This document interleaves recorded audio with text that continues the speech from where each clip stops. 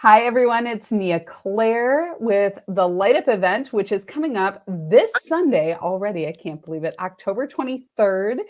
And if you haven't gotten your tickets, I'm really going to encourage you to get your tickets because they are going, which is super exciting.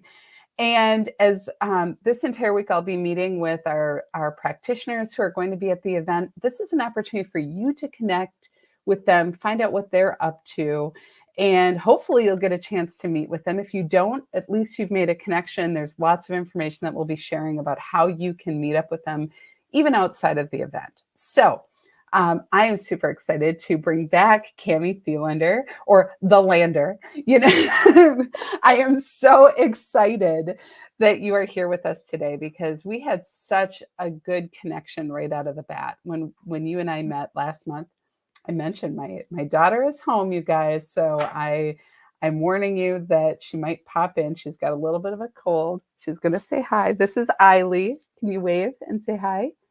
All right. And now I got to finish up my call. So you go upstairs, okay? And then I'll be right there. She's just going to hang out with me, I think, everybody. So that's what happens when your toddler it has a cold. So Cami, I'm glad you're here with us. And I'm glad that we get to have a chat again today. And Eiley will be hanging out with us too. So I would love for everybody to know a little bit about you. If they didn't catch you the first time around back in August when you were a part of the Light Up, now's their chance to hear a little bit more about who you are. Yeah, thanks for having me again. I'm happy to be here. I had an awesome time at the August event, and I felt like it was so much fun. Being there as a practitioner and meeting people and then experiencing your channel was incredible.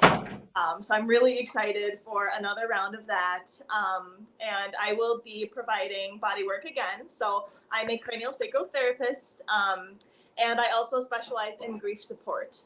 So I will have my table that I'll be doing little sessions with people before the event. And I just learned a new skill, and I'm excited to bring it to people and practice on people. And long story short, it involves connecting with the body briefly and feeling exactly where the body wants me to go. So I'm kind of practicing pinpointing right away those areas of tension or problem that people need resolved. So I'm practicing those intuitive skills. That sounds awesome. Hang on one second. I do have a drummer now. She found my drum. Of course, you guys, this is going to be the best day ever. Eiley, not while I'm on there, okay? Can you play with something else? Can you play with something else? Like maybe some drawing? Look at here, I've got a pen. She loves to do it. She loves my drum. But I am so excited about that because I think developing that intuitive skill and really learning how to trust it. Well, that's what I do, right? And that's I think what we're all trying to do. So the fact that you're trying to do this in a really really shortened moments to connect with people, it's going to be fun. It's going to be real time, like affirmation, like, yes, you nailed it, or no, that wasn't right. And like, oh, I should have trusted my gut. It's going to be fun. Yeah, I mean, the pressure's on because, people are aware of their bodies. Hopefully that's kind of the goal with some of the work that I do is like, let's be still and let's tune into what's going on with you. And, these are the messages that I'm feeling that your body's communicating. Yeah. What are you experiencing? And kind of just like, questioning, health history and just like, oftentimes I'll be drawn to a place in someone's body and then they're like, oh, hey, I had this accident 20 years ago. It's funny that you noticed that. And it's like, oh, interesting. It's still wanting attention, to kind of like bring those layers all together. But then also with that spiritual and the emotional pieces that do manifest physically as well. So that's kind of where my forte is and where I'm really interested in is how do our emotional health, especially for me, like in relation to grief and grief support, how do those things manifest in our body and how do we pay attention to them and be really present with them so that they can move and we can heal? Yeah, I think that's really powerful. And I do think there's an interesting thing. I think people are aware of what is pain in their body, but sometimes we kind of get used to the pain parts and then we disregard everything else, And so the fact that everything is connected. I'm telling you what you already know. I'm just saying it out loud again because I know you know this. It's so interesting how when we touch a spot that is not where the pain is, but it's where you intuitively know, suddenly like that memory comes, it's connecting something, and that is oftentimes root cause or trauma or emotional pain. So, I'm excited for what you're doing. I love that. I love it. And so it's great that people are going to be able to get those little mini sessions. And I love the fact that you bring your whole table. She does. We figured out a way to make it work. We do not have a lot of space, but we made it work. And she brings her whole table so that you can lay down for a minute or two, just soak it up and feel that energy. So I think people are going to be excited. And if you're on with us today, hello, please say hi so we can greet you too. And if you have questions for Cami, please go ahead and share that. And so, Cami, you do more than just craniosacral. You're kind of like, every time I talk to you, there's another thing that I find out about you. So tell us a little bit more. Sorry, my daughter's here with us today, you guys. So if you're just joining us, she's homesick today. So she's kind of hanging out. So go ahead. Yeah, so I have a lot of experience with end of life support. So my forte is kind of grief coaching. So right now I'm in a grief coaching certification program that I will be incorporating with craniosacral therapy and end of life support. So I am a trained death doula, and my goals are to provide end of life support in a very holistic manner. So I would like to incorporate all of the preparation and kind of anticipatory grief that people feel when they know that they're dying or when someone close to them is dying. Yeah. And then how do we approach that and navigate that whole process so that you can die, hopefully, with your wishes being met. So that's my goal, is to really create that sacred space and to be there with the family and to be there emotionally supportive of that process as well. Yeah. And providing body work to help the body deal with stress, to help process and move some of these big, heavy emotions that are coming up, and doing that from a biological, physiological standpoint, where now here's what's happening in your nervous system, you know, when you're experiencing stress or grief, and how do we navigate that from a physical, emotional, and a spiritual standpoint. Yeah. So, so kind of incorporating the concepts of grief coaching too as well. So after the person has died, how do we navigate now this totally new experience that we're having without our person? Right. I love that. And I think people don't fully understand the benefit of a death doula. Like, you can kind of get it in your head. I mean, I'm just going to speak candidly. I think people get it in their head when you talk about a birth doula, because you go, okay, there's the baking time of the baby, right? So you've got, there's an endpoint where the baby goes from being in utero to being in the world, right? In vitro. So now you have, when you think about the opposite of that, like now the exit, people often don't want to even talk about it or broach it. And yet it becomes something very important to people who are facing their end of life preparation. They know it's coming, or they have a feeling it's coming to that time. So I'd love for you to talk a little bit about that. Yeah, I think that's interesting, because we live in a culture now today where we kind of pretend like death doesn't happen. Right. It happens in hospitals. It happens behind closed doors in nursing homes. It used to happen in the home with your whole family around. That used to be how, really not that long ago, that's how death happened. Kids were seeing it, the whole family was seeing it, and they knew that this was a normal part of life, and they kind of knew how to handle these things.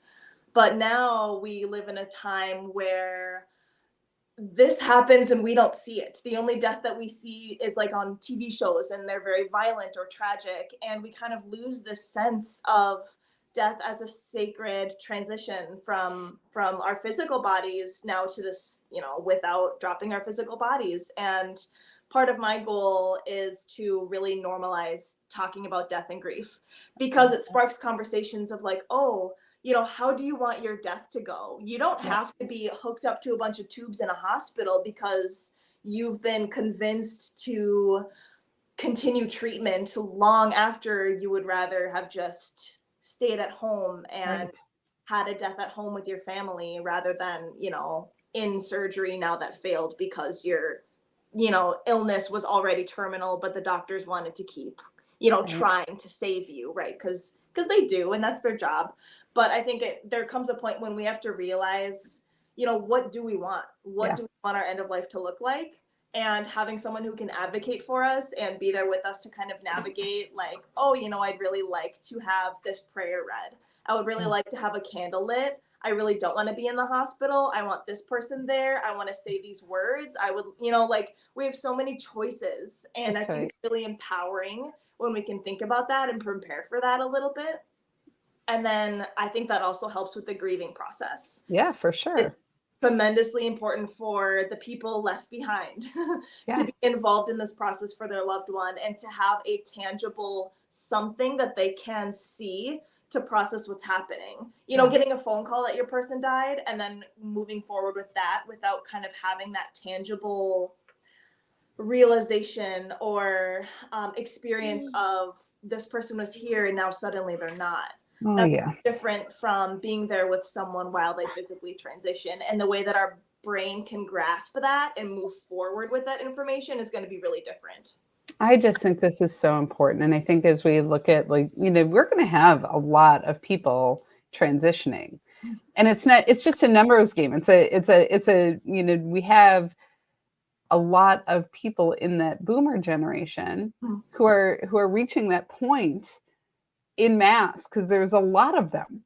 And it's not like tomorrow. That's not what I mean. But I think helping people come back to the fact that they can be empowered in their death as they are in their life. Like, they get to make choices. And so many other areas of our life we are to the point where we're making choices, where we're choosing how we want to come into the world. We're choosing how we want our homes to be. We're choosing how our healthcare is. And now we can choose to have a conscious transition. And I think that's so beautiful. And I'm so glad you're doing this, Cami. And you're not alone. I know in our community here in the Twin Cities, we have many people who are doing similar work. But I love the fact that you want to also bring in the body work as part of the grief counseling. I can't even tell you. Because when I was in massage school many, many, many, many, many moons ago, my little drummer girl here, that I remember my teacher, they assigned us. So I was there for a year, and they assigned us a therapist. If we went, we didn't have to do it, but they gave us one. They worked with the local college in Boulder, Colorado, to provide their students, and we get to be their guinea pigs and vice versa, right? So, but they said it's because the issues are in the tissues. Yes. Right? And we hold memory, we hold tension, we hold pain. So the fact that you are seeing that holistic approach, wow. Yeah, and that was my experience with grief. Was I experienced a couple major losses in my life when I was a kid, and especially as a kid, not really having an understanding and not having the space, because again, people don't like to talk about death or grief. I did not have space or resources to process that. And years later, I realized that my physical crap in my body, the dis-ease that I was experiencing in my body, was related to unprocessed grief. So my healing process involved a lot of physical body work, and as my organs were, releasing and regenerating, I was noticing all this grief come up, all of these old memories that had been trapped in my body because they hadn't been processed and they were asking for attention.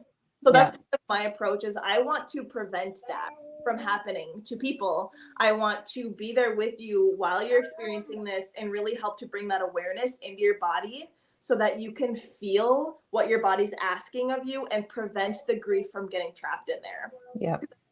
That's just really gonna help speed up this process of feeling better again after a loss.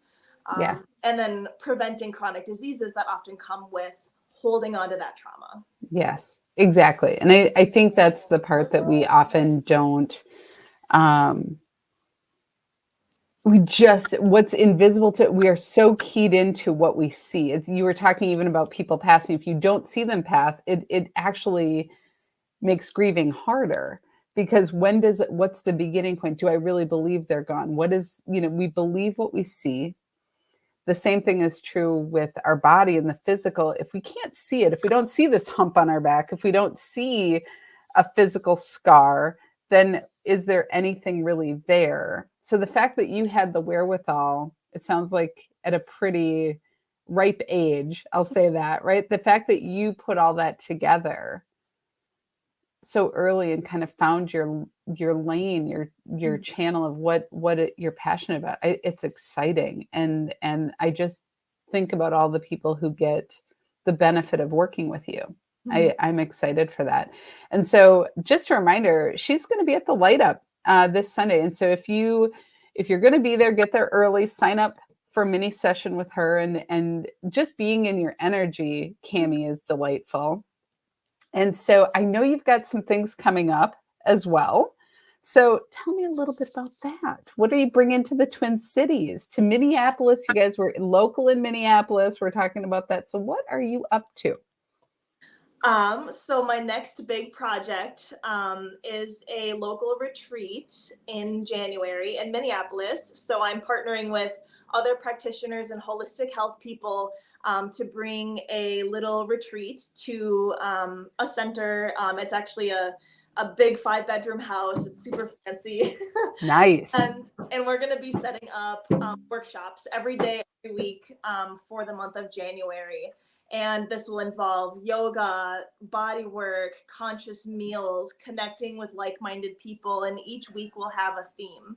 So we're going to go over the different elements and how they relate to the different parts of our life. So for example, like water, I'll put together yoga classes and different body work that talks all about this element of water and how it relates to our bodies, to our emotions, to our feelings, how to work with that. So we'll have different workshops, we'll have different meals focused around these themes of the elements, and then relating that into how can we bring more balance into our life from a holistic point of view.